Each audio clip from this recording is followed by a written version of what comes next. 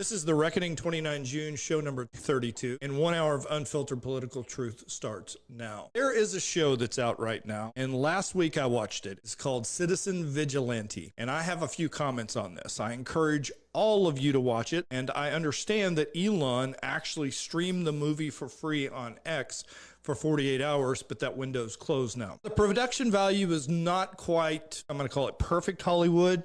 There are some special effect sequences that are a little lacking, and the dialogue is sketchy in places. It has a gratuitous sex scene that has no business really being in the movie, but it's still pretty darn good. So I'm going to tell you why I think it's a good movie. To me, it's a good movie because it's a clarion call to rebellion against tyranny. Now, in the preamble to the Constitution, the reasons we formed our government are listed. 2, form a more perfect union, to establish justice, to ensure domestic tranquility, to provide for the common defense and promote the general welfare, and to secure the blessings of liberty. It should be to walk around in anything you want without the fear of being raped. Now, does our government actually achieve any of those goals stated in the preamble? I submit to you, it does not. Now, as in the movie, we live in a society where the truly lawless are protected by our politicians, some of our law enforcement, many district attorneys, and even our judges. This is the central message of the movie,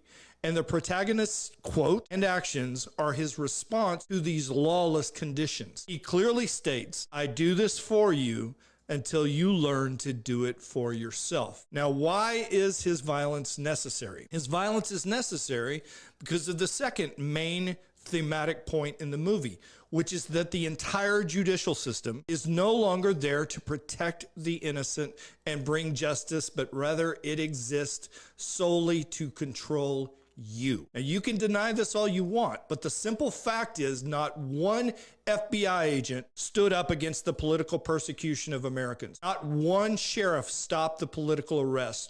Not one police officer refused to arrest J6ers. Not one judge refused to hear the case, or even better, dismiss the case.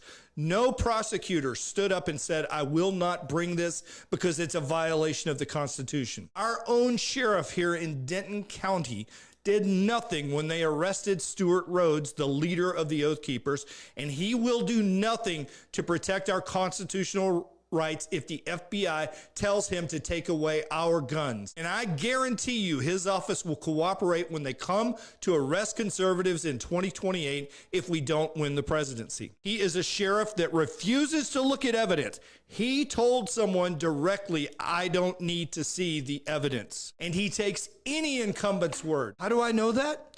Because he was an active super spreader of my opponent's disinformation during the last campaign, and he has stood against every champion of liberty in our county and with every incumbent. Sheriff Tracy Murphy must be voted out of office. Now, tyranny. Let's get back from the micro to the macro. Tyranny can not only be action, but inaction as well in the face of this enemy. And make no mistake, Islam is an enemy to the West, and all of its practitioners need to be deported. The invasion of the Muslims comes mainly in 3 waves. The first wave is when they insinuate themselves into your culture, claiming to embrace your values. And certainly they will use every cultural tool to come like a 5th column. This is what I'm going to call the Rostami phase, named after a local eye doctor. Well, you know, he does put the eye in jihad. Now, in this phase, they are aided and abetted by our politicians passing bills like Pakistani Day, Ramadan recognition, and celebrating Eid al-Fitr. All of these things happened under Jihad Jared Patterson, who was my opponent. Now, these Muslims will pretend to be good Americans until they get their numbers up. And then they move into phase 2, which is where the true nature of their death cult begins to assert itself. Quran 23:5 and 6, 424, 3350, all permit Muslims to rape women their hand possesses. This is why it is so dangerous for a Western woman to date a Muslim. In Britain alone, over 150,000 British women, most of whom were white, have been raped this century, mostly by Muslim men. Now, when this was announced, and I put it in the pill below, all right, the audience was stunned at the speaker's effrontery of naming Muslims as the victims, not at the number of the victims. Now, for most of this century, do you know who the Crown prosecutor was? It was a man named Keir Starmer. Now, I believe that this will soon happen here in my beloved little hamlet of Frisco. Why? It is inevitable as the sun coming up in the east. When Muslims get around 5% of the population, they start imposing their Quranic values, and they're almost there here. Now, it could have actually possibly begun, and they are merely whitewashing the numbers as they did in the last Democratic administration. Did you know that over 1,200 women were raped or sexually assaulted in one night in Germany, and the German police were told not to play that up, to downplay the numbers, and to downplay Muslim involvement? So what can we do? Now, the film makes it very clear that deportation is the moderate option. The other being citizen vigilante justice, and that is illegal. Do I think it will come to that? Absolutely, I do. It will come to that because Texas politicians will not stand up to the real problem, which is not Sharia, but the whole corrupt philosophy itself. Our law enforcement is trained to be politically correct. I saw a video of a Dearborn police chief bragging about the fact that 50% of his officers were now Arab Americans. Are they Americans or are they Muslims? I believe the two are exclusive. Will they stand up to the politicians when the politicians tell them not to arrest them? It just went through. What happened to January 6ers? Yes, I'm using that as a case study. It's the most recent one. Our law enforcement will do what their masters tell them to do rather than what the Constitution demands they do.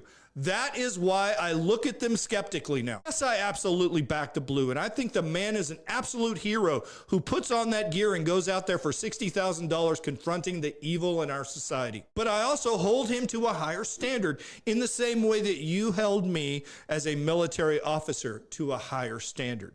So yes, I do think vigilante justice is coming to America soon because our government is failing and will do nothing to stop the problem. Now, the last thing I want to talk about in this movie is, where do I always say real accountability comes? All right, how do we measure what's really going to happen in this society? Where does the money go? What do Americans spend their money on tells us what they value, all right? So I thought I'd go through a couple of respective numbers of the two films that opened this weekend. We have Supergirl, which I've told you I'm not going to see because it's woke, in my opinion, grossed $68 million worldwide, and it cost $275 million to both make and market. Now, those are conservative numbers. Citizen Vigilante, on the other hand, cost between $750,000 and $5 million to make, and it grossed $67 million. Now, I don't know what Elon paid for the 2 days of it being free on X, but the fact that there's only $1 million difference between a superhero blockbuster summer movie and a movie made on a pretty low budget should tell Hollywood something. When are they going to wake up? It's real simple. Conservative movies make money and woke drivel loses money. There will be another case test of that on the 3rd. All right, on the 3rd, I forgot. So that's what I'm doing the evening of the 3rd. I have tickets to go see Young Washington. So I'm very much looking forward to that. All right, we'll talk about this in just a second. But before we do, I need to bring up our sponsor, Texans for Judicial Accountability. It's a nonprofit dedicated to judicial reform. They passed a constitutional amendment to give citizens control over our judiciary last session. This session, their goal is to get cameras in the court to protect us from bad judges like the one in, all right, Citizen Vigilante. Donate to them at texansforjudicialaccountability.org. Now, I know that nobody has seen this show, unfortunately, out of my co-host. But you got a chance to look at, I think, Rox, you said you did look at the clip where he is confronting a Muslim family who were all in one way or another complicit in the rape of a European girl. They don't really specify which country in Europe. So what did you think of that scene? Well, horrified because one of them is a woman herself saying like it's okay because of how the girls dress. It's okay to rape them, which is horrifying. But I know that's like how they're all grown up in that culture where rape is normal for them, but it doesn't make an excuse because they should know better. Like, I'm so tired of people giving excuses for stuff. I don't care where you're from or how you're raised. That is just wrong. If you hurt innocents, you're wrong. I don't care. And anybody making an excuse for them like that, or like because the girl asked for it because of what she was wearing, is completely just moronic to me. Like, that is just a terrible thing. It's not okay to hurt somebody, especially an innocent, ever. I know, and basically this story was pretty much repeated a lot in Britain. 250,000, a quarter million women were raped in Britain in the last 20 years. That is phenomenal. Why hasn't somebody done something like this man before? I am telling you right now, I would have been in jail for a very long time if someone had hurt my daughter. It would not have worked out well for them. All right. And what I would have done to them, they would have written about in history books. All right. It would have made Vlad Tepes look like he was running a daycare. I'll just leave it at that. All right. Southern, I know you host Spaces. Have you been hearing about this movie? Why haven't you seen it? And Jeff, I'll come to you after Dr. A. I know some of the people that I've talked to on a regular basis have seen it. I didn't have a chance to see it while Elon had it out, and this is not something I can generally watch with my kids. No. So I have to be careful when I watch in front of them. No, you absolutely cannot watch this in front of the kids. They did have a sex scene in there, and Dr. A and I were joking about it, saying that it was for the men. Honestly, no, not attracted to. If you take a personal sized watermelon, cut it in half, and then graft it beneath a woman's skin, it just doesn't do much for me. So, Dr. A, I know you have not seen the movie. Do you plan to watch it? After hearing the description, no. I don't do well with violent movies. I really don't. It's violent. Both with my own trauma history and being an empath, I just can't handle the energy. No, I understand that. Being said, it's interesting to me that it is the #1 downloaded movie on Amazon. I don't know about Apple. Somebody can look that up and see, but I think this movie is touching on a cultural hot point both here and in Europe. As a matter of fact, it was banned in Germany and banned in Britain. Have these geniuses never heard of the Streisand effect? It's unbelievable. Go ahead, Rox, and then I'll go to Jeff. I just wanted to mention that someone did post the entire movie on a link in the Purple Pill if you guys want to check it out. After A, though, I'm going to need someone to hold my hand and walk me through that if I even try. It's a pretty rough opening. We'll tell you that. It wastes no time right off the bat. All right, go ahead, Jeff. I just want to remind you, Colonel, that a lot of people are being thrown in jail for nothing, like they did to you, nothing. And a whole lot of people that are doing a whole lot of something are getting nothing. And if it was up to me, I'd throw all the rapists in general population in the Western. I'll yield, sir. No, if you commit a sexual crime in prison, you're probably pretty likely to have one committed on you. I will just leave it at that. Go ahead, Dr. A. In answer to your question, it climbed as high as #2 on Apple TV charts. All right. That is not surprising to me. I bought it and downloaded it off of Apple TV, so I have it. All right, go ahead, Mr. Kirk. Good morning. Interesting Space. I haven't watched the movie. I watched the first maybe 2 minutes, and very disturbing. I got a couple quick things to say. I'm from Canada. I also served. I'm a Canadian Armed Forces Ranger. Yes, sir. I've been in exile for 7 years, and I hosted there's a Major Tony Ledsham. He was a fighter pilot, and in Canada, he's being raked through the coals for exposing corruption. So you can have a look at him, and also Pat King is another. He was a part of the convoy, and him and I don't see eye to eye on a lot of things, but he is hosting a space, an interview with one of the actors from that movie. It's coming up. I'll try to post the link if you don't mind in the purple. No, don't mind that at all. So go ahead. Oh, thanks for having this space. I'm sure we'll talk a lot more. Thanks for adding me, Gur Panda, there. And I've been in exile for 7 years for trying to report corruption in Canada through the military, and it ruined my life. I'm not complaining. Like, my life got better recently in the last 3 years. I was able to bounce back. But corruption is rampant in Canada. We really need your help. Bless you all. And thanks for letting me speak, because a lot of people don't. And yes, sir. I answer all questions. Thanks again. No, not at all. I'm very jingoistic. I look at the world through red, white, and blue glasses. I would like to see Western Canada become America. I don't know if you live in the West or East, but that's just how I feel about it. Why? Because you got oil, and I value the people of Alberta. I've actually met them in person. I've been to Eastern Canada, and I think they're more in tune with Northeastern liberals in our country, whereas I view Albertans, Saskatchewans, and I don't know other than Vancouver. I think you're mostly Texans. Are you from Texas? Yes. Hey, I worked for Schlumberger for years as a contractor for them in Fort Mac. They were a great company. Actually, as a fairly big contractor for them in Canada and Alberta, all the way. I actually worked for them in Alberta and Saskatchewan, and we're the same. I love those guys. And, I don't know about becoming a state, because I am still serving. I've never been legally released from the Canadian Armed Forces, but very similar. A lot of us are very similar. A lot of us. I wish we had more Like, man, I could go on for hours. I know. All right, I'll leave it alone, and perhaps we'll talk later. But thank you bet. again. We do need to move on to the next topic. I want to talk a little bit about Agenda 47. It's what I threatened last week. Now, I often put my laser beam of discontent on the Democrats, or the communists, as I call them, and on Muslims very often, and it will continue. But I thought I'd point it at Agenda 47. And so what I did is I took a look at Agenda 47, and then I also looked at the Republican Party's national platform because I was thinking there might be a difference between the two. Well, it's a little bit different in that President Trump's campaign team basically drove the Republican national platform, and that's not the way it worked in Texas.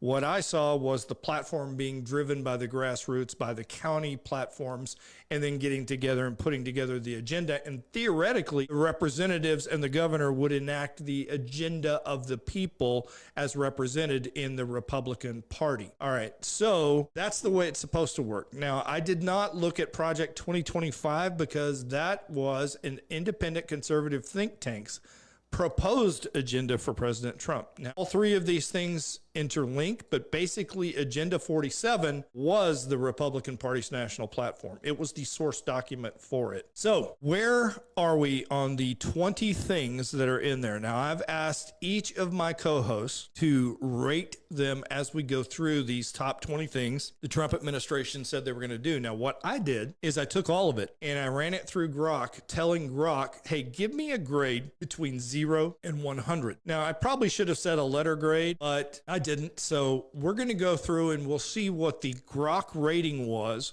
with 100 being accomplished and 0 being not accomplished. And then we will comment on it. So number 1 on Trump agenda number 47 was to seal the border and stop the migrant invasion. Grok gave it an 88 out of 100. Now, to me, it is a significant success. Unauthorized crossings are at historic lows. 0 is pretty low. I don't know how you get better than that. Wall construction is advanced with major funding, and releases into the U.S. have been halted for extended periods, and enforcement resources have surged.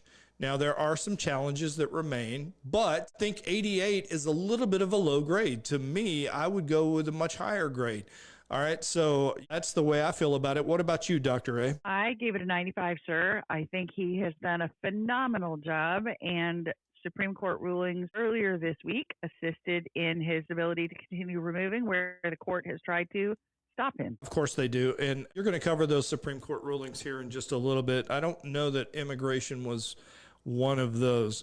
All right, what about you, Southern? What do you think? Has he been successful in sealing the border and stopping the migrant invasion? I'm going to give him All right, and Rox, you? I'm about the same. I think he's done phenomenal and proved to the entire world, or the country mostly, that it can be done very easily, and also proving that Biden was more of a joke. Absolutely. No question on that one. All right. So now the next one is carry out the largest deportation operation in American history. On this one, the AI rated him at 72 out of 100. Now, he's setting a record pace with over 600,000 formal deportations plus millions of self-deportations returns in the first 18 months. Interior arrests have quadrupled, okay, in other words, just by a factor of 4, but it still doesn't even meet the absolute largest in U.S. history by some historical comparisons. However, it is a pretty aggressive modern effort. Now, again, not my phrase. This is the historical name of it. Operation Beaner, all right, which was instituted during the Eisenhower administration to kick the Mexicans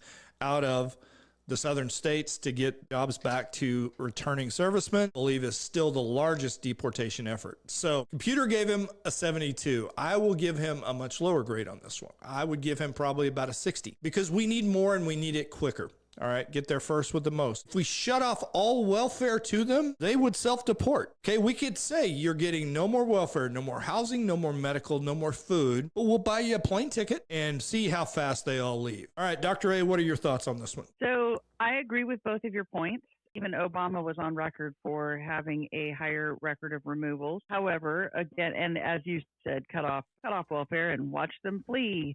They never should have been able to be eligible for welfare, but that's another point. And again, this goes back to the courts intervening and trying to stop Trump from deporting. And my point on the Supreme Court on that one, sir, was there last week their Wednesday decisions. There were two that impacted Trump's ability to deport. Again, very frustrating that the court continues to get in his way. What did I say? The court is no longer about justice and protecting the innocent. It is a control mechanism. All right, Southern, go ahead. Real quick. Yes, ma'am. The Supreme Court actually ruled that the lower courts do not even have a role in the TPS hearings. Totally agree. TPS. Sorry. Have you filled out your TPS report, Dr. A? Do you even know what I'm talking about? No, sir. All right. You got to watch it. Here's your homework for the weekend. Since you're not going to watch Citizen Vigilante, watch Office Space. It is a classic. All right. And in the military, it is, I would say, probably as important as your training manual that you understand that. We literally joking made things named TPS reports just so we could say that phrase to have you filled out your TPS report. All right, Southern, what is your thoughts on the deportation operation? I'm actually going to give him much lower. I'm going to go to 45. I didn't like his numbers when they started announcing what they were potentially going to be. And I think they're going to be even lower than what they expected. Or what they had announced. Yes, ma'am. That way. So you say that roughly 20 million people came in. What would success look like in your mind? 20 million? 15 million, 10 million? At least 10. I agree with you. I think at least 10 is what success would look like. What about you, Rox? I don't know. I feel like I would rate him a little higher because I think he is, like Dr. A was saying, getting a lot of pushback from the courts and the legal systems and everything trying to jump in his way. I know a lot of people took that, we'll give you $2,000 and leave right back to your country. I think that's good. That's instead of it's a lot cheaper overall than trying to hunt them down and figure everything out and then have to battle the entire court systems or the legal systems when they're trying to stop that. So I think he's doing what he can as fast as he can, with in mind that there are families and stuff like that could be affected, but the incentives he gave is a lot cheaper overall. I think it's positive. I think we should probably give a little bit more or speed it up some because they need to go. I just know it is a difficult process. So maybe like 65-70% rating. Yes, ma'am. I'm right there with you. Jeff, I saw you had your hand up. Did you take it down? I was just saying that I give Trump about a 85, considering the border was wide open under President Biden, and President Trump is tasked with dealing with the Democrats who are very crooked and they're all criminals, and they work against him 24/7, 365 to keep it open, just to completely eliminate the CCP and the cartel out of all drug business, pseudoephedrine, fentanyl, all of it. We're going to eliminate them permanently. That's our goal. No, I agree. And that's why we all gave him really good grades on closing the border, but deportation is a separate issue. And so to me, bifurcate the two and give him a great grade on closing the border, but a bad grade on the deportation. All right, we'll come to you in a second, Marcia. All right, the next one is end inflation and make America affordable again. Now, inflation cooled initially, all right, but then it faced upward pressure. Now, they're blaming it on tariffs, which is definitely a little bit, but other factors such as the Federal Reserve also came into play, right? And then having to pay the cost of the Fed not doing what the economy told it to in the election led to a little bit higher inflation. And I think it was starting to break. Things were getting very affordable, namely because of the success of a topic we'll talk about later, being energy. All right, but what happened? The war with Iran came, and it completely messed up this metric. So in my opinion, I'm going to say it's still out for further review. Grok gave it a 48 out of 100 rating. So I don't know where his policies have actually put us, because war is a different matter entirely. And I do think it needed to be waged, which was also one of Agenda 47's issues. So again, these things, of course, all tie together. We know that, but I don't know. I don't know how he's doing on inflation because we can't really tell. All right, Dr. A, what about you? So I gave it a 65, but to be fair, I would say all of these are still in review. Trump still has 2 years left, and we're just now starting to get some of the SCOTUS decisions that will allow him to act. So the court, the Federal Reserve, they're all trying to resist him. So I gave him a 65 at current, and he's still working towards it.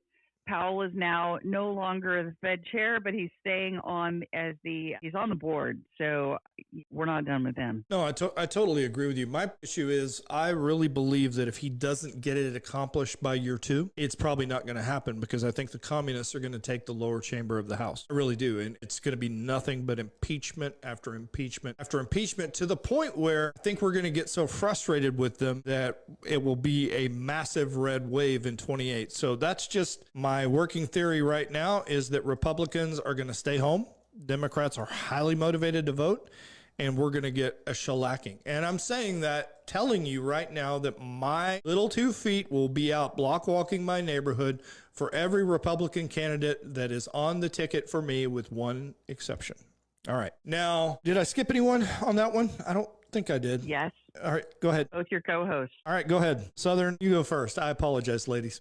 I'll just give him a 50 at this point because it's still under review. Like, there's so much to still do. And, Yep. like, I can't hold the war against him. I'm with you on that one. Rocks? The same. I'll give him about 70-75% because look at how fast the oil prices are dropping as soon as we have a little bit of positive. I know it is a world market. It is complicated, but the whole Iran conflict, because I'm not going to call it a war, it was an unexpected monkey wrench with the timing with midterms coming up at that point. So I think it's just a little bit of patience, but watch how fast he always turns it around. And again, it's like everybody freaks out with 3 months of anything he does. But what about the freak out over 4 years of complete chaos? Like, I don't understand it. Absolutely. It's like an agenda being pushed. Yes, ma'am. You're absolutely right. All right. Number 4, make America the dominant energy producer in the world. Now, Grok gave the president 92 out of 100. It was actually the highest rating that they gave him. To me, this is a record high U.S. oil, gas, and total energy production. We lead globally with all-time highs in output, policies, accelerated deregulation, and increasing leases. And then there is the fact that we now have de facto control over Venezuelan oil. I absolutely agree with this being the highest grade of anything, and I am very thankful for it. And gas for me just crept back below $3 a gallon, so I was very happy to see that when I went to the pump the other day. All right, what about you, Dr. A? I agreed with Grok on this one, sir, and I live in the communistic state of California with Governor Newsom putting gas taxes on us. I paid $4.75 at the pump yesterday. Wow. I don't know how you guys afford it out there. I really don't. But Billy Bob Thornton said a very similar thing. All right, Rox, go ahead, ma'am. Okay, hold on. Dominant. The outsource for the dominant power, energy power. Yes, I think we're doing great, and we're showing, and we have to do that, and it ties in with your next one too. But like, we have one of the biggest countries in the world, and we have to like show that, and we have to be dominant and rely on ourselves instead of everything else, because that was also a communist agenda, like outsourcing every single thing to other countries where they can use it to smack us with. And we have to reverse that. And he's doing great. I think Grok is right on this one. Oh, I agree with you. Go ahead, Southern. Your thoughts, ma'am? Oh, I'm agreeing with Grok on this one. All right, what is gas in Florida? It's accurate. I think it's like almost just Very often, $3. I'm gonna. 3. All right, good. Ours is a little bit high. All right. Well, I'm not on the coast okay. quickly as everybody else. All right, that makes sense. All right, the 5th one, stop outsourcing and turn the U.S. into a manufacturing superpower. Grok gave the president a rating of 55 out of 100. Now, there have been reshoring pledges and tariffs aimed at this. Manufacturing job losses have continued. That could be because of trade tensions, and we really haven't made the progress I was hoping to see by now. But to Dr. A's point earlier, or I'm sorry, Rox's point, it's only been 2 years. So to my knowledge, only one factory has been outsourced, and that went to China. As I said, manufacturing jobs have continued to decline. Now, I think 55 is a little low given the historic investment in America and the cycle that takes time. All right, so I give him a D. So I gave him a 65. What about you, Dr. A? So first term was an amazing success towards this effort. But COVID absolutely slashed and lost every bit of gain. So we're still trying to recover. I agree with your assessment, though. More like a D. How long are economists and Democrats going to continue to use COVID as an excuse? That was eons ago. All right. Now, to be fair, I still see people walking around in masks like lemmings, but I always tell myself maybe they have some type of personal health issue. All right, Rox, what are your thoughts on this one? I'm there with you guys, and I think it's going to get there. Probably one of those where we're stacking how many agendas are the most important right away for the first 2 years. Yep. Hopefully, it looks more positive for the midterms, but historically, there's always that gloom and gloom. So it is something that he can work on the last 2 years. If we do lose the House or the Senate and have all this pushback, I think that would be where he can focus more without as much pushback, but you never know. I have no idea. I haven't seen this much fighting against presidential anything until Trump walked into the office because he can't be controlled. No, I'm right there with you. And I think that really is the issue, too, is that the deep state knows that he's not their man. Go ahead, Southern. Your thoughts, ma'am? I'm going to agree with everybody on the grading as far as just because of the promises that have been made by so many countries to bring manufacturing here. Yes, ma'am. All right, number 7, defend the Constitution, Bill of Rights, and freedoms, speech, religion, right to bear arms. Grok gave them a rating of... 6, sir. Did I? Did. I apologize. All right, large tax cut for workers and no tax on tips. Grok gave him a 78 out of 100. To me, this is binary. He delivered. Now, I don't know about the time frames, etc., so I gave him a 90 on this one. Don't know what more the president could have done. I don't understand why it's a 78 out of 100. What about you, Dr. A? I agree with you, sir. He delivered. Grok sucked on this one. I totally agree. All right, Southern, ma'am? I'm actually going to go to 70 because I don't know about the no tax on tips because I didn't really deal with that one, but the no tax on overtime really wasn't a no tax. It's just, I don't know how to explain it. It's weighted. It's definitely not a no tax on overtime. Leave it that way. No, okay. No, that's good to know. And the only question I would ask is, was the bill written as no tax on overtime and then it got modified? Probably, but it doesn't excuse it. If you promise something, you're supposed to deliver. All right, Rox, what about you? Well, since I am at the table that I don't have to pay taxes anymore, but I've heard some stories, and it's funny that the left will only push the, oh my God, he's in it for the rich people. I've actually, everything that's been done is people who are in that higher bracket actually still hurts them. Like, they're not catching your break. So it's literally like what the Democrats complain about all the time, right? So I think he is successful for the people it needs to be successful for, but he's done what he could, and I think I would rate it a lot higher because it is a complicated system and a complicated process, but I think it's literally everything that anybody would want to do, and you got to learn the codes and all the systems too on top of it because there's always loopholes to loopholes. Nope, you're not wrong on that one. All right, now let's get to number 7, defend the Constitution, Bill of Rights, and freedoms. Speech, religion, right to bear arms. Grok gave them a 65 out of 100. They say that President Trump's actions advance religious liberty and Second Amendment priorities. I do think that's true, and I think the people he appointed more important. But they say his free speech efforts have been mixed amid the ongoing cultural and campus debates, and polarization persists. They're shooting our people on campuses. We haven't gone far enough to deal with the left and their desire to censor us. So I do think that this is not his issue, really. I think he has been solid even in the face of outright lying by the fake news. So I give him an A on this one. I give him a 95. What about you, Dr. A? I agree. Trump's second administration, especially bringing in Harmeet Dube, has been the strongest in American history at protecting Second Amendment rights and putting their philosophy of getting everything they can through the Supreme Court in order to, what do we want to say, solidify those rights or those bills or those laws so that the next president can't come in and just sweep it away. So I am exceptionally appreciative for the rulings that have come through the Supreme Court over the last few years, and his appointment of those 3 Supreme Court justices during his first term. Yes, we can all say Amy Coney Barrett's lukewarm, but they are more textualist in their interpretations than SCOTUS's prior. We have one nasty one that came in with Biden, obviously, that doesn't even know the Constitution.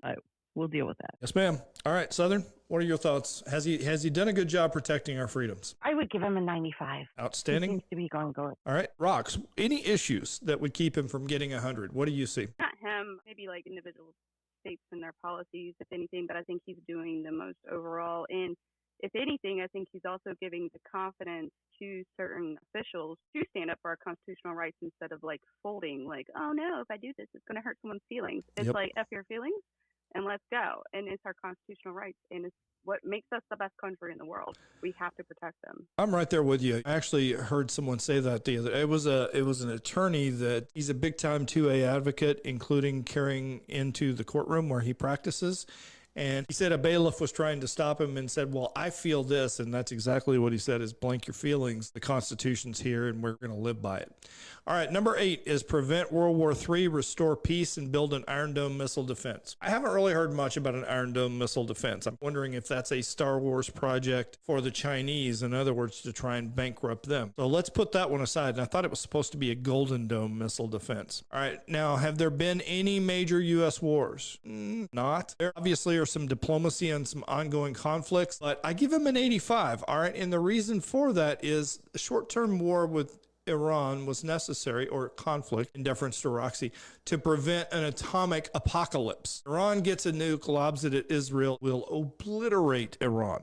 Okay, they will grid that bad boy off and drop so many nukes on it that it won't even exist anymore. So I very much think he did the right thing here, and I think he's also resisted the urge to put troops on Iranian soil. So far, I'm giving him, I would say, about an 85. All right, what about you, Dr. A? So, real quick, on June 23rd, so again, last week, sir, Secretary of War Pete Hegseth announced the first milestone test of the Golden Dome for America was a full mission success, and he said he was honored to have witnessed it. Also, Middle East tensions will always be there. That cannot be our measure of success. But the Abraham Accords, which Trump passed during his first administration, were bold and unconventional.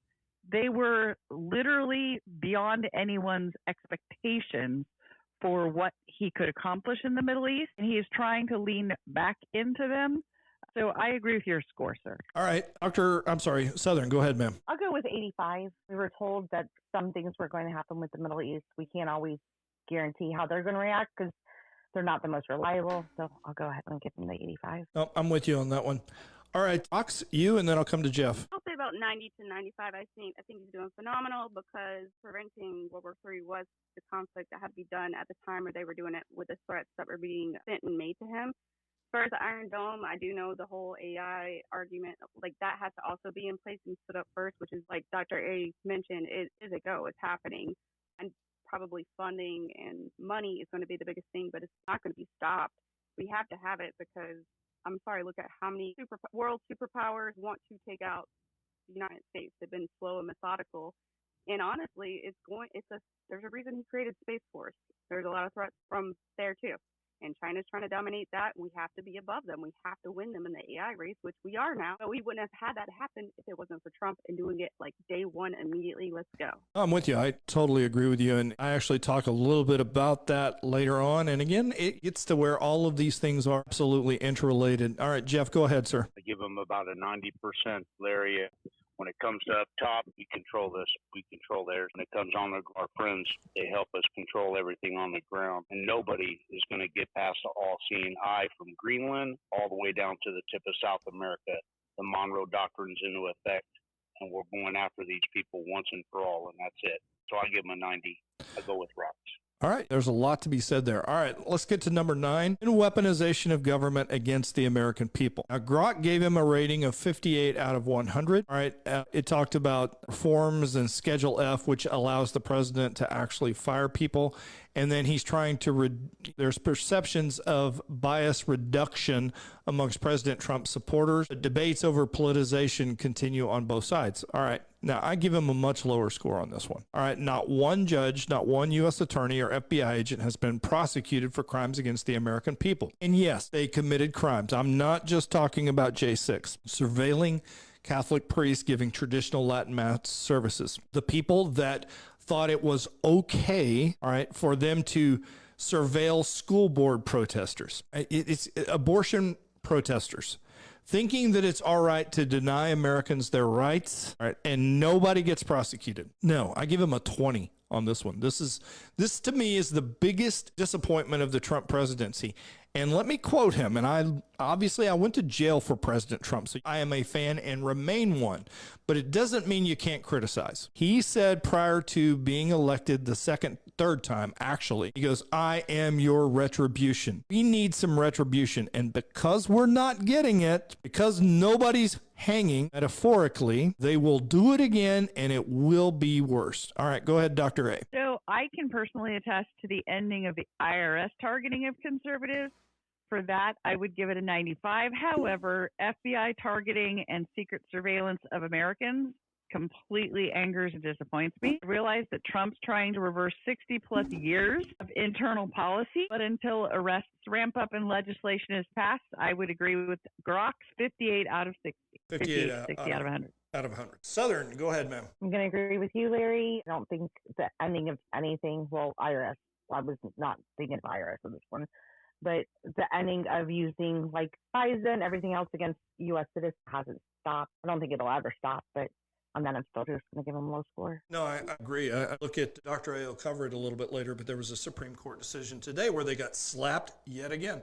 Rox, your thoughts? I agree with your guys' score so far. I think this is something coming. I think other things had to be put in place. Other things had to be shown, which I think it is showing it, especially the correct federal judges and the or the faults in the system. But I do think other things have to be in place first before anything can be done about it. And I think here this next year is when something will be done about it. Hopefully, fingers crossed. It's one of those things on the priority list. So the score ratings for now, I agree with. I think they're going to attempt to or try to do something about it because it has to be. Because clearly, like, this is how they've infiltrated the entire system from the ground up. All right, ladies, I totally agree with you there.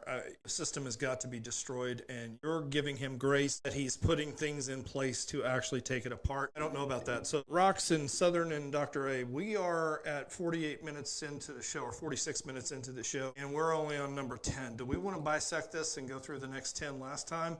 Because I do have a hard stop right around 12:05. And so that's what I think we ought to do. What are your guys' thoughts? I'm ready. Whatever you want. Okay, that sounds good. Dr. A, you good with that? Sure, of course. Okay, all right. So Dr. A will come to you after this 10th one for a SCOTUS update. All right, number 10 is stop the migrant crime epidemic, demolish cartels, crush gang violence, and lock up offenders. Now, I believe President Trump and ICE have prioritized criminal removals, cartel targeting. I think they've done that, although I don't understand still why the cartels aren't really targeted. I'm talking hunter-killer teams like we had going after ISIS. All right, law enforcement support. All right, we need to have more notable arrests. And again, some cartel drug lords have been arrested, but I want absolutely disrupt their network. Chinese shipping that's bringing precursor chemicals for fentanyl production inside Mexico. Those are our ships now. Too bad. Again, I'm a much more aggressive person, and I believe President Trump actually would be as well. President Trump is a good president. I want a Caesar. So I think this is a pretty accurate number, but I want more and I want it faster, just like I wanted the deportations. Dr. A. Oh, I'm sorry. I thought you were jumping. No, I agree completely. We're going to go through number 10, and that leaves 11 through 20 next week. Southern, all right, Southern, your thoughts, ma'am? I agree with you, Larry. I wanted more, faster, quicker. Hit them when where it hurt. All right, Rox? Not the same. It's funny. I think all Americans are in violent agreement on this, that we want crime crushed. How can you actually be pro-cartel now that I think about it? So it's funny, but it doesn't really surprise me. All right, Dr. A and I independently put the show together. She's obviously out on the left coast. She's on an island of conservatism in a sea of communism. So she started talking about the Supreme Court stuff, and I put down some stuff as if the decisions hadn't already come out. And then Dr. A on my drive into the show actually added to it and said, no, wait, some of these decisions are actually out. So, Rox, go ahead, and then I'm going to hand the show to Dr. A for a Supreme Court update. Oh, I was just going to say Dr. A might know this, but I think I heard recently, isn't there some California politician running on Make Crime Great Again over there on the Commie Formula West Coast?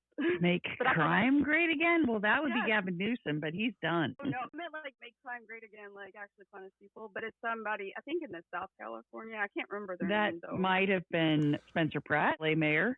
No, it wasn't any of the ones well known. It was one of the ones with the accent, and he said it was another name. It wasn't even him. And I was like, there's another one? Yay! California might hopefully hold out. Elon Musk's post where he had, was it Beavis or Butthead? I think it was it was Butthead. And Gavin Newsom, the pictures of them together. Yes, there is a very close resemblance there. All right, Dr. A, take us into what SCOTUS has done now.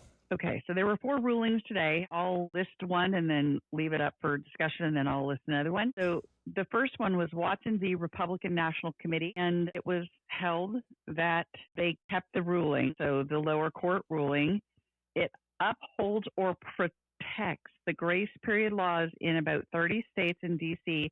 for mail-in absentee ballots. They can come in days after as long as they have day of election date stamp on them. And again, while this is exceptionally disappointing, they basically pointed out that Congress needs to create a law if they want it to be different. All right, so what they basically ruled was that mail-in ballots after the election still have to be counted as long as the postmark's before. But if Congress changes the law, then maybe we'll get what we want and have an election day, not an election month. Hello, Save America Act.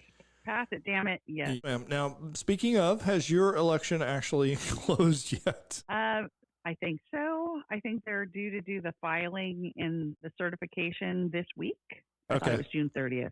So Should be this week. All right. I'm glad it's actually going to happen. All right. What else did the SCOTUS get up to this morning? All right. The second decision was Shatry versus United States. Again, the vote was 6-3, but they held the lower court's decision. Obtaining an individual's cell phone location history data through a geofence warrant constitutes a Fourth Amendment search because people have a reasonable expectation of privacy in their location information. So obviously it was a major win for digital privacy advocates. Geofence warrants used by law enforcement to get Google or Apple locations for data crimes. Obviously, Larry, this affected January 6th, folks. The majority opinion was filed by Elena Kagan. Concurring opinions, Justice Jackson, go figure. Justice Gorsuch. Dissent was Justice Alito, joined in relevant parts by Thomas and Barrett. They expressed concerns about overly broad privacy rulings hindering legitimate law enforcement, solving crimes via location data. Some dissents highlighted practical challenges for police in obtaining precise warrants for unknown suspects. Okay, so add that to my list of grievances that I've already filed. It should be actually filed today, I think. My individual complaint in DC. It might be next week, but I think it's this week. So that's actually a pretty good ruling. That being said, I do think geofencing is here to stay. And again, I remember one of my previous jobs was as a reconnaissance pilot, and I'm telling you right now, if you carry a cell phone, the U.S. government can locate you. I'll just leave it at that. If you really want to move, you must not have any electronic device that is linking up to anything. And that's if you could run the gamut of cameras. I'm pretty convinced privacy is dead. And especially as a guy that ran for office and wants to do it again, I assume that all of my communications are going to be given directly to my opponent to be put on billboards to be used against me. And you notice how much it's curtailed me and how afraid I am to speak out against what is truly wrong. All right, so what's next, Dr. A? Did they rule on the transgender thing yet? Men and women's sports? No, they didn't. Okay, one more question I have is, did they rule on campaign finance? Nope. Okay, so those are actually pretty big that are still coming. Is there anything else that they ruled on today? Yes. The last two were Trump v. Cook and Trump v. Slaughter. Okay. And these were about President Trump having the authority to fire executives. So in Trump v. Cook, they held and they denied the government's application for a stay of the district court's preliminary injunction. So Federal Reserve Governor Lisa Cook gets to stay in her position pending further litigation over her attempted removal. But in Cook v. Slaughter, he was allowed to fire one of the other chairs. So again, what it showed is that if something is truly under the executive branch, which the administrative offices are, Trump can fire one of the executives. But the Federal Reserve remains outside of the executive branch. So there you go. What is it then? All right. It's outside of the American system. Now, my understanding, and again, going back into this, I haven't looked at it to see what's developed in the case, but I think she was caught in a pretty blatant case of mortgage fraud. And here's where you got to look at this from a couple of different perspectives. Yes, everybody is innocent until they are actually proven guilty in our society. So should they lose their job? When you are in a high position of public trust, especially one that deals with the financial health of America, as well as the financial institution that governs every American and their interactions with money, I'm holding you to a higher standard. And if you can't figure out that what you're doing is mortgage fraud, I have the right to replace you immediately. So I think this was a really bad decision on the court. I'm hoping that President Trump gets so upset at them for letting her stay that he just abolishes the Fed altogether. You want to talk some absolute muling from the left? I would like to see the communists come out and try and defend the institution that's probably most responsible for the prolonged suffering of people, and that is the Federal Reserve. Go ahead, Dr. A. So I agree with you, and I think this ruling is pointing that out to people because it was heard and ruled on alongside of the Trump v. Slaughter. Just so you understand, Trump v. Slaughter, Rebecca Slaughter is the FTC commissioner, okay? And there was a nearly old century precedent that prevented the executive from being able to fire, but that was all internal. It hadn't been heard by SCOTUS. And so the chief executive was able to fire the leader of the FTC, but not with the Federal Reserve. So that again points out to people that it's outside of the branches of our government. It's not us. No, you're right. So I would say that we won one, we lost two today, is the way I interpret it. Actually, no, it's 2-2. Because the Fourth Amendment was upheld. That's a good thing. The right of the president to fire people was upheld. The right of the Fed to exist as the slimy, absolute horrific monster that has mauled Americans and stuck its blood funnel into our throat and sucked all the lifeblood out of every American citizen. Does that tell you how I feel about the Fed? So the fact that she was actually able to stay in charge, that bothers me quite a bit. And I would say that the other one with the mail-in ballots is definitely a loss as well. But it's a battlefield loss, not a strategic loss. If we can get the SAVE Act passed, we'll be all right. But I want to talk a little bit about how critical. Real quick, go ahead. Larry, yes, ma'am. They did state in the ruling that it would need to be a law passed by Congress. So they were clear in the election one that it's Congress's to act on. Shared the rulings above, the summaries, as well as the links to the complete rulings if anybody wants to dig in. Awesome. Thank you. All right. Now, guys, to give you an idea how important Supreme Court rulings are and why I think we should always be paying attention to this, look at what just was at stake.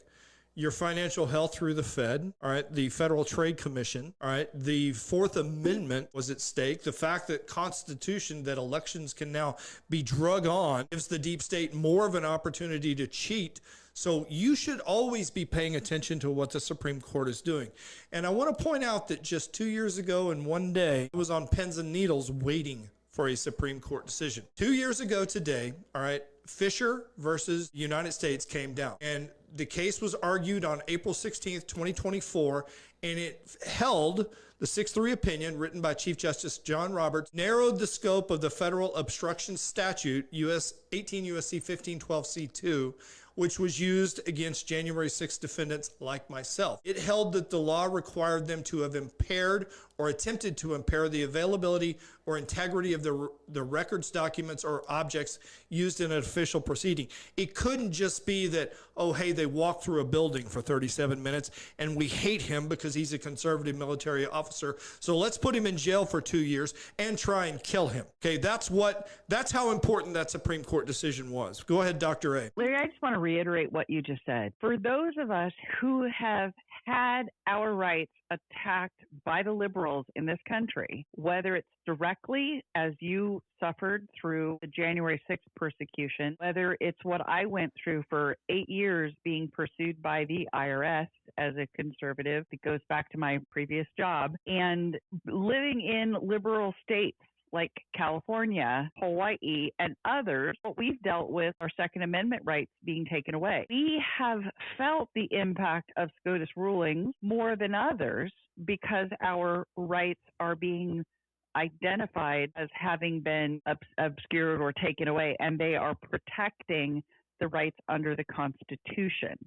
And for that, I'm eternally grateful. No, I'm with you. Guys, I got to be honest with you. The left uses power as a cudgel. The right conserves power, ergo conservatives, all right, and tries to stay within the boundaries of the Constitution. But make no mistake, if we have President Newsom, President Whitmer, President Shapiro, they can and will pervert laws to imprison you. So my advice is to stay armed and stay frosty. All right, I'm going to wrap up today with just a quick going through a segment that caught my eye because I wanted to look at potentially historic battles that occurred. Now, on the morning of June 28th, yesterday, in 1776, Thomas Jefferson and the Committee of Five presented a draft of the Declaration of Independence to John Hancock. Now, here's an interesting thing. Could you name even 2 other members of the Committee of Five? I can name 3, but I can't tell you the 4th one right now. Okay, so the Committee of Five that drafted the Declaration of Independence, we've got John Adams, Thomas Jefferson, Benjamin Franklin, and I believe it was Robert Livingston, and there's another guy that was a cobbler from Connecticut, and I say that bearing in mind the 1776, the musical. Can't think of his name right now. But again, study your history, know what's going on. So he delivered the draft of the Declaration of Independence to John Hancock. Now, unlike the Turnbull painting, which we should have in the bill somewhere. It was actually fairly pro forma and in line with consistent parliamentary procedure. But on the same morning, a drastically different scene was unfolding near the port city of Charlestown, South Carolina. A British invasion fleet with 3,000 soldiers and Marines, supported by the warships that they came in on, attacked a fort. It was Fort Sullivan in South Carolina. Now, the rhythmic beat of the drums, once they could see the ships coming over the horizon, made large crowds gather to actually watch the battle. I believe Fort Sullivan is north of the city of Charlestown, and the Brits need to sail through to get into the harbor. So what happened there is the people started to watch, all right, and President John Rutledge, standing on the second floor of the Exchange Building, was out there, and I believe it's actually called the Battery now in Charleston, where you can, I might be getting confused, where you can actually see that. Now, there was a coordinated assault plan because there was a little spit of land where some of British General Clinton's men were supposed to cross an inlet, but they discovered that with the tide out, it was 7 feet deep, not 18 inches. So the foot invasion was not successful, and they had to rely on naval bombardment. The problem for them is that the bombardment was not bad, but the Patriots had lined the fort with palmetto trees, and it is apparently a very spongy type of wood that absorb the cannon's impact from HMS Thunder. Great name for a ship, by the way. We need a USS Thunder. All right, so British officers later acknowledged that the unusual construction made the fort far more resilient than anticipated. Now, General Moultrie's men were limited in the amount of powder that they had, so they were very careful before they took shots. And each of their shots inflicted heavy damage on the attacking ships, especially the flagship HMS Bristol, which suffered extensive casualties. Nearly every officer on that ship was killed or wounded, including Admiral Parker. Now, funny story is that one of the shots actually ripped his uniform, leaving his backside exposed, shall we say. Now, during fire, the enemy successfully knocked down the fort's flagstaff, and a sergeant, William Jasper, climbed the ramparts and again recovered the fallen colors and hoisted them on a sponge staff that was used to plunge in the cannonball and the powder. All right, so his actions became one of the more enduring images of the war. And how many times do Americans fight just to keep that flag up? Now, Clinton attempted, as I said, to cross using flatboats after they tried to cross using that, but they were unsuccessful. This battle went on for 10 hours with the two sides exchanging artillery fire beneath a blazing June sun, all right, and eventually the British fleet withdrew. So this happened on the same day that the Declaration of Independence was delivered. The fort was named Fort Moultrie in honor of its commander. The palmetto tree, which saved the fort, became a symbol of the state and is now on its flag, and South Carolina is known as the Palmetto State. The victory provided a powerful boost to the Patriot cause and delayed major British operations in the South until December of 1778. Now, why was this interesting to me? I didn't know where the palmetto came from. I didn't know why South Carolina was called the palmetto flag, and so things like this always piqued my interest. But it made me think about July 4th yet again. And so I'm going to ask each of my co-hosts, all right, to quickly go through, and when you think of July 4th, what is the first thought that pops into your mind? It can be hot dogs, it can be fireworks, it can be history. I'll start with you, Dr. A. Sorry, Skipper now. Okay, what about you, Rox? Mostly fireworks simulating the war, for those of us who have been to war and they know, but also I guess just the whole part of freedom. So those fireworks, as beautiful as they are, like similar to, that's us fighting for our country. And every time I see them, I just remember that and I get a little teary-eyed every time. Yes, ma'am, you're absolutely right. What about you, Southern? Well, Roxy just stole my answer because mine is freedom. Nope. What I always think of when I think of July 4th is just freedom. And yes, I cry at fireworks. I will tell you, it is never, ever to be underrated. When I was in prison, I happened to be near a window and they asked me if I wanted to look at the fireworks. And I was like, no, I can't do it. And it's for the same reason, because of what it means to me. All right, Dr. A, you go ahead, ma'am. Yes, absolutely. The freedom. I told you it's our family. We do it. We get together every year. It means so very much to me. It always has. And it means a lot coming on our 250th this year, even though we have a huge amount of heart concern for those in D.C. right now. I'm definitely worried as well. Again, terrorists like to hit us on days like this. So what comes to mind for me, all right, is John Adams said that illuminations would basically be in every American town, meaning fireworks. He said that a long time ago, and I can tell you, flying over this country on July 4th, which I did when I worked for American Airlines, you do see the fireworks from up high. They don't look as spectacular, but it was stirring to see that John Adams' vision of illuminations being coast to coast was actually true. All right, but what comes to mind for me is that these two men, the North Star and the Southern Star of our revolution, between conservative, more central government and individual liberty in Thomas Jefferson, these two men were taken from the earth on the same day, 50 years to the day after they adopted the Declaration of Independence. What are the odds that the two primary architects, intellectual architects of our rebellion, would perish on the same day? That's what I think of on July 4th. So I'm going to close with a few quotes. All right, so bear with me as I scroll down because we had a couple more segments. I didn't know how long that was actually going to take. All right, so the first quote comes from Malcolm X. You can't separate peace from freedom because no one can be at peace unless he has his freedom. You don't know how true that is until it's been taken from you. All right, the second quote is by John F. Kennedy. The American by nature is optimistic. He is experimental, an inventor and a builder who builds best when called upon to build greatly. This is the man that issued the challenge. We choose to go to the moon and do the other things, not because it is easy, but because it is hard. That was an American president. That was a clarion call that we should never forget. We are the only nation that has put men on the moon. All right, another quote. May we think of freedom not as the right to do as we please, but as the opportunity to do what is right. Duty, responsibility. Until those things are in balance with rights and privileges, America will continue to founder. The last quote is from Harry Truman. America was not built on fear. It was built on courage, on imagination, and an unbeatable determination to do the job at hand. That's what I love about everyone in this audience. That's what I love about my co-hosts. That's what I love about this country, my fellow Texans, and I see it every day when I travel and watch people work. An unbeatable determination to do the job at hand. We just need leaders to challenge us and move us in the right direction. All right, God bless all of you. God bless this country, and I do mean it. Simply take time on the 4th of July to give thanks to our Creator. Don't ask for anything. Just give thanks to Him for the 250 years and for the grace that you have to be born in this nation.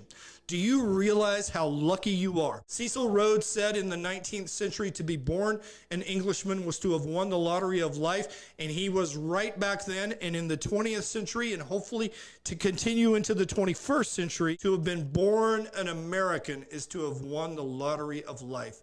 Give thanks to your Creator. God bless each and every one of you, and have a great 4th of July with your family.